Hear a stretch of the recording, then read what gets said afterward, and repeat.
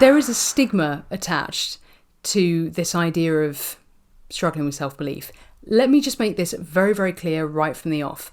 If you're struggling, you are far from on your own. What's more, some of the most successful, strong, admirable people that I have ever met and or worked with struggle with self-belief. So there is zero stigma attached to this problem. So get that out of your head straight away. It does not mean you're weak. It does not mean that you're a failure at heart and you're trying to make something out of nothing, silk purse, sow's ear, all of that. Forget all of that. Get all of that out of your head. Okay? Step 1, no stigma. Step 2, now there is a possibility that you will be fed up of hearing this, because every time you look up anything to do with self-belief, people talk about focusing on your strengths. You got to focus on your strengths. But then you end up with the sort of, yes, but how? How do I... If you're struggling with self-belief, then the chances are your brain's default setting is the negative traits about yourself. I'm going to let you in on a little secret here at this point. Everybody's default setting is to focus on their negative traits. Generally speaking, we are wired to focus on our weaknesses and the negative attributes that we have. There is a solid reason for that. When we were evolving, we started out as, sort of cavemen and women. We had one purpose, and that was to stay alive. That's it. Just stay alive. We didn't have goals and aspirations beyond don't die. So with that in mind, the bit of our brain that does conscious thinking, the type of thoughts that we're actually aware of, is called the prefrontal cortex, and that stage in our development, that part of the brain didn't exist yet. It just hadn't evolved yet. So the majority of our brain, the subconscious area, it's driven by emotion and instinct. Just instinct, that's all. And our instincts, when they were formed, were stay alive. Therefore, our only focus was to avoid things that could potentially hurt us. Now, back then, okay, that meant saber-toothed tiger or, something wild and stampede-y. That instinct has not gone away. Avoid the things that are a threat. Fast forward to today, one of the key threats that we have is failure, embarrassment, making ourselves look stupid. The key thing is we're trying to avoid humiliation, we're trying to avoid failure, and your weaknesses are threats that could bring that consequence about. That's why you are constantly focusing on your negative traits and your weaknesses rather than your strengths. But like I say, that is a human trait. Everybody has to work hard to avoid that from happening. You're not trying to get rid of your awareness of your weaknesses, nor are you trying to get rid of your weaknesses altogether. Scrap that plan if that's what you've been trying to do, because you're off to a loser. It's not going to happen. Plus, there is an advantage. There are some key advantages to being aware of what your weaknesses are. So don't worry about that. Put that on a back burner. Instead, what you need to be doing is actively reminding yourself of what your strengths are. Now, this doesn't sit naturally for a lot of people, doesn't sit comfortably for a lot of people, particularly if you've been grappling with this issue for quite some time. So if you're going to focus on your strengths, you need to know what they are. And as ridiculous as it sounds, depending on how much you grapple with this issue, your awareness of what your strengths are could be pretty low. First things first, get them written down. It's not going to feel comfortable to you, and that's for a number of different reasons. One of the most common ones that's come up for me when I've been talking to clients about this is, I don't want to be arrogant. Is it okay for me to say that I'm good at this? It's not been validated by an expert. So this is the problem that so many people are having. You know what you're good at. And that's fine. Why shouldn't you have the same awareness of your strengths that you have about your weaknesses? The other concern that people often have is, well, look, the minute I say that I'm good at something, people are going to want to see proof of that. People's expectations are going to climb. Now, that's a scary prospect.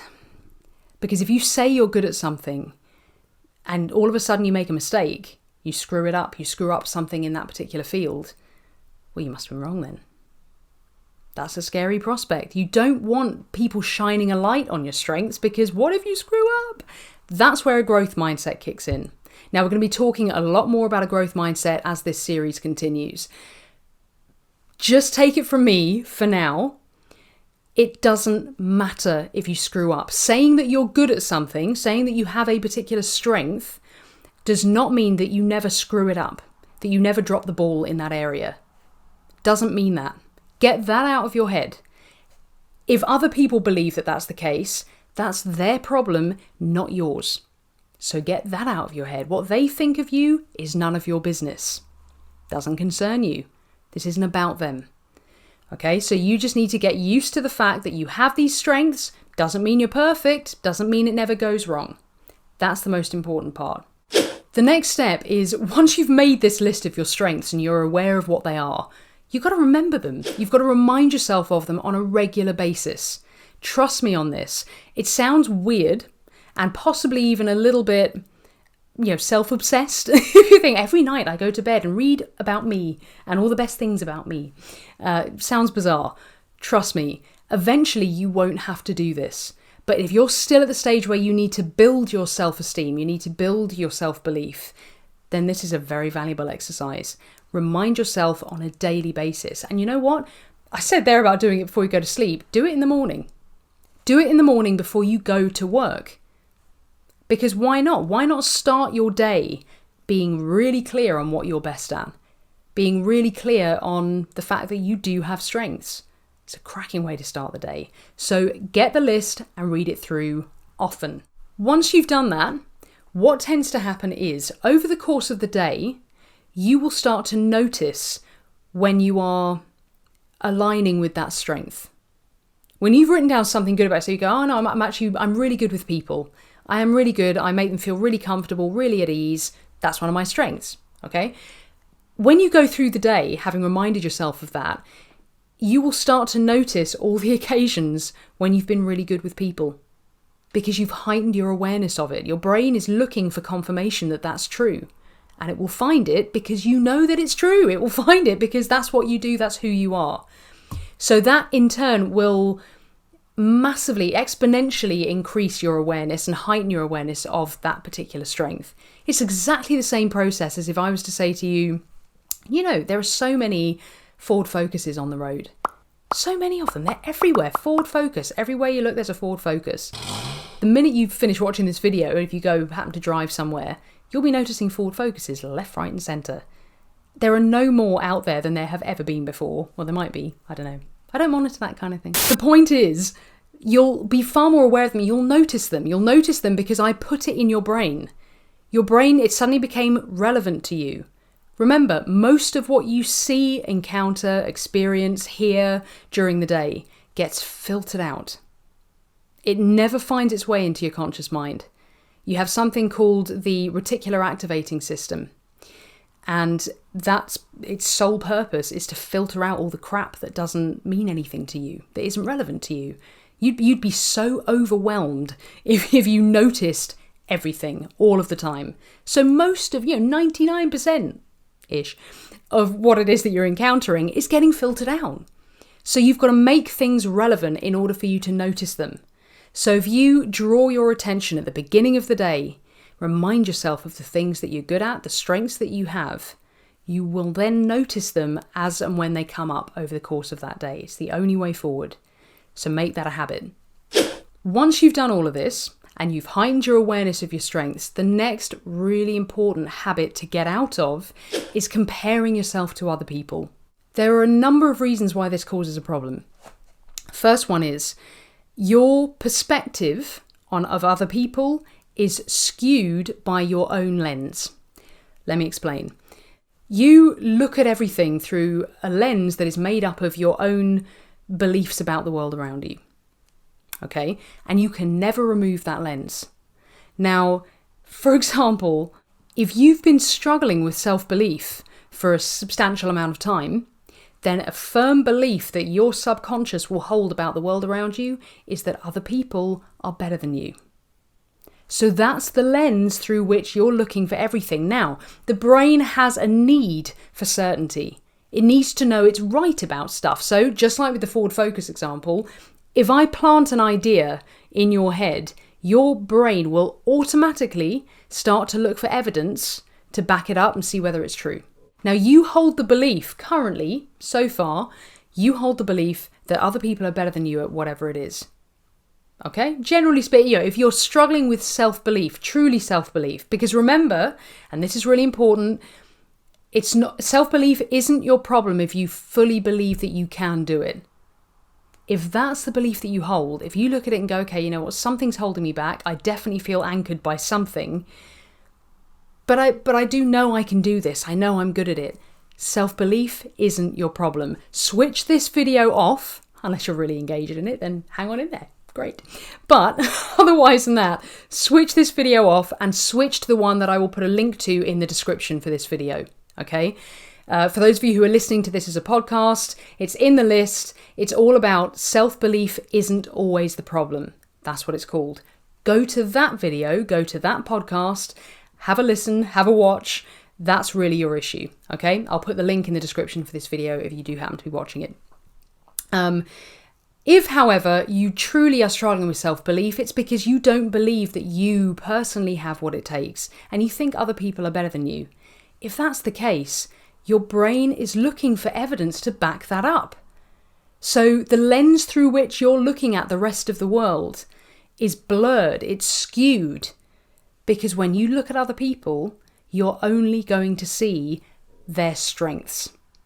You'll probably even see an inflated version of their strengths because your brain's going, are they better? I bet they're better. I bet they are. Go on, just keep watching any minute now. And the minute they do something good, even if it's not exceptional, just something, that's pretty good. Your brain's going to latch onto that and go, see, told you, better than you. Yeah. That's what your brain's doing. It seems weird, I know, because your brain is like the enemy in this situation. But unfortunately, until you shift that belief, that's the way it's going to perceive everything and everyone around you. Stop making comparisons. If you're struggling with that, because here's the thing, again, you will have read this somewhere before. You will have heard it somewhere before. Don't compare yourself to others. That is so much easier said than done. Again, yes, but how? How do I stop comparing myself to other people? It's a habit. How do I break it? Here's how. You need to stop seeing it as being relevant. It's not relevant. Let's pretend for a second that you can remove that lens and that once you've removed that lens, you look at that person and they are exceptional. They are outstanding at whatever it is that they're doing, which is the same thing that you want to do. So what? So what? Realistically, what does that mean? Does that mean that you can't do it? Is there only room for one person in the world who's good at any one thing? No, you know this. You know that's not the case.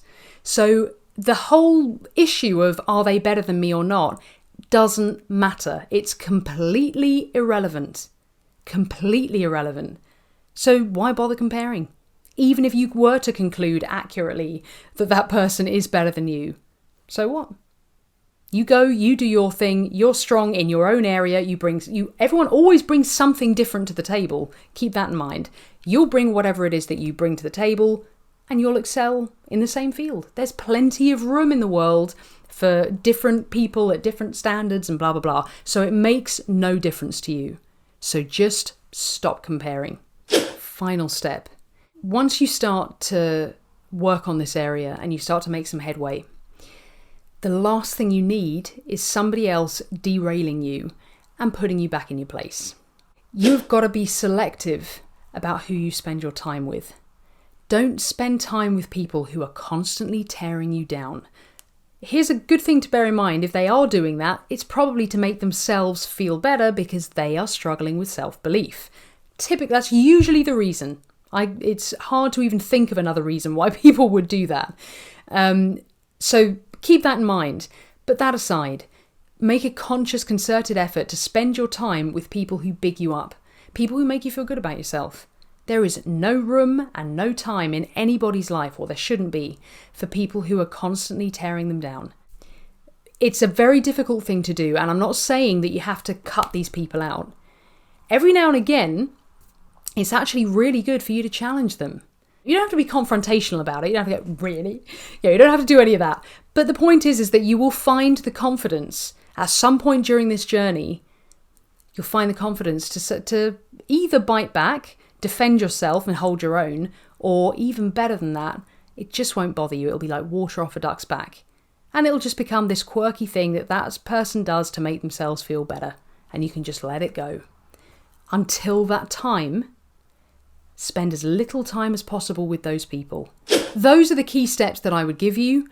To be honest, I've watched a number of different people, numerous people, build their self-belief. It doesn't matter how long you've struggled with it. It honestly doesn't. I promise you that.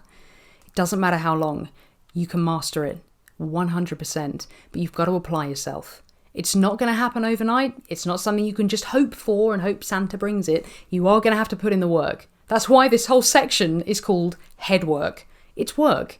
So put in the time. It is just as worthwhile as going to the gym to, make your body fit and strong. You've got to do exactly the same thing with your headspace.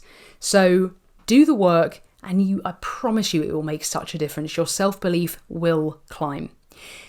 If you've enjoyed this or found it remotely useful, that's great. Please do like it and subscribe. There'll be plenty more where this comes from. If you have any questions, please don't hesitate to put them in the comments. I will try and get back to you. Hit subscribe, and please do join me for the next one. Take care.